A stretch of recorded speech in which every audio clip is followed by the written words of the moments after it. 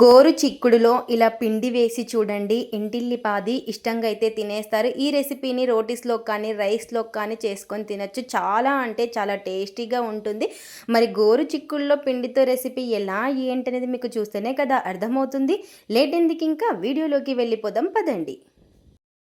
ఇక్కడ వచ్చేసి ఒక ప్యాన్ అయితే పెట్టేసుకొని ముందుగా కొద్దిగా నూనె అయితే వేసుకోవాలి. ఇలా కొంచెం నూనె అనేది వేసేసుకొని నూనె బాగా వేడెక్కిన తర్వాత ఇక్కడ వచ్చేసి గోరు చిక్కుడుని బాగా వాష్ చేసేసుకొని ఇలా చిన్నగా కట్ చేసి పెట్టేసుకోవాలి.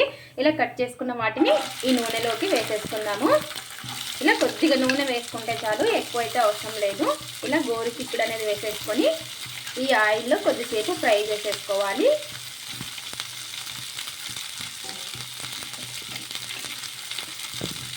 ఇలా ఈ విధంగా మొత్తం ఒకసారి బాగా కలిపేసుకుందాము. ఇలా ఈ విధంగా ఒకసారి బాగా కలిపేసుకొని కొంచెం ఆయిల్లోనే ఫ్రై చేసి పెట్టేసి ఇలా ఈ విధంగా కొంచెం గోరు చిక్కుడు కొంచెం ఫ్రై అయిన తర్వాత ఇప్పుడు ఇందులోకే కొద్దిగా శనగపిండిని అయితే వేసుకోవాలి. ఇలా శనగపిండిని వేసేసుకొని మనం తీసుకున్న గోరు చిక్కుడుని బట్టి పిండి అనేది తీసుకోవాలి. ఇలా ఈ విధంగా పిండి వేసుకొని మొత్తం ఒకసారి బాగా కలిపేసుకుందాము. ఇలా ఈ విధంగా బాగా కలిపేసుకున్న తర్వాత కొద్దిసేపు ఇలాగే ఫ్రై చేసేసుకోవాలి. మరి కొద్దిగా మీరు కావాలంటే నీళ్ళైనా వేసుకోవచ్చు. కొంచెం వేసుకొని ఒక ప్లేట్ అయితే పెట్టేసుకుందాం. ఇప్పుడు ఇలా ఈ విధంగా కొంచెం నీళ్ళు, ఒక 2 స్పూన్లు అంత నీళ్ళు అయితే వేసేసుకొని మళ్ళీ ఒకసారి బాగా కలిపేసుకొని ఒక ప్లేట్ అయితే పెట్టేసుకుందాం. ఇప్పుడు ఇలా ఒక ప్లేట్ అయితే పెట్టేసుకొని ఇప్పుడు ఈలోపు మిగతా ప్రాసెస్ అయితే చూసేద్దాం. ఇప్పుడు ఒక బౌల్ అయితే తీసుకొని అందులోకి కొంచెం పెరుగు అయితే వేసుకుందాం. ఇలా పెరుగు అయితే వేసేసుకొని అందులోకి రుచికి సరిపడినంత ఉప్పు, అలాగే పసుపు, అలాగే స్పైసీకి తగ్గట్టు కారం, కొద్దిగా ధనియాల పొడి, ఇలా ఇవన్నీ కూడా వేసేసుకొని మొత్తం బాగా కలిసేలాగా కలిపేసుకుందాము. ఇలా ఈ విధంగా మొత్తం కూడాను బాగా కలిపేసుకోవాలి. ఇలా ఈ విధంగా కలిపేసుకున్న తర్వాత ఇలా ఇంకా ఇక్కడ మనకి గోరు చిక్కుడు శనగపిండి కూడా బాగా ఫ్రై అయిపోయింది. ఇప్పుడు దీన్ని తీసి పక్కకైతే పెట్టేసుకుందాము. ఇప్పుడు అదే ప్యాన్ అయితే పెట్టేసుకొని కొంచెం ఈ విధంగా నూనె అనేది వేసుకోవాలి. ఇలా నూనె బాగా వేడెక్కిన తర్వాత కొద్దిగా జీలకర్ర,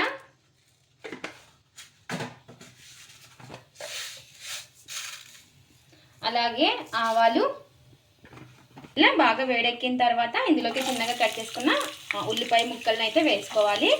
ఇలా వేసేసుకొని మొత్తం ఒకసారి బాగా కలిపేసుకుందాము. ఇలా ఉల్లిపాయలు కొంచెం ఫ్రై అయిన తర్వాత ఇందులోకి కరివేపాకు, అలాగే టమోటా ముక్కలను కూడా వేసుకొని ఒకసారి బాగా కలిపేసుకొని ఇవన్నీ కూడా మగ్గించేసుకుందాము. ఇప్పుడు ఒక ప్లేట్ పెట్టేసుకొని మగ్గించుకుందాము. ఇలా కొంచెం మరి ఇందులోకి కొద్దిగా అల్లం వెల్లుల్లి పేస్ట్ కూడా వేసుకొని ఒకసారి బాగా కలిపేసుకుందాము. ఇలా అల్లం వెల్లుల్లి పేస్ట్ కూడా వేసేసుకొని మరి ప్లేట్ అయితే పెట్టేసుకుందాము.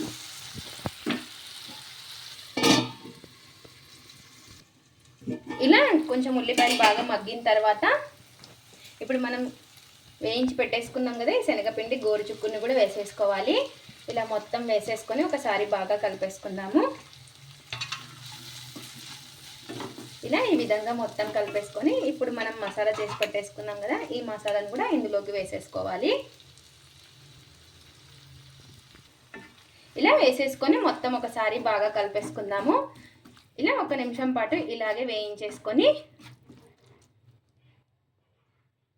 ఇప్పుడు ఇందులోకి మన గ్రేవీకి తగ్గట్టు నీళ్ళు అయితే వేసుకోవాలి. ఇలా నీళ్ళు వేసేసుకొని మనకి గోరు చిక్కుడు కూడా కొంచెం మెత్తబడాలి కదా, కొంచెం నీళ్ళు ఎక్కువనే వేసేసుకొని ఇప్పుడు ఉడికించుకుందాము మీడియం ఫ్లేమ్లో పెట్టేసుకొని.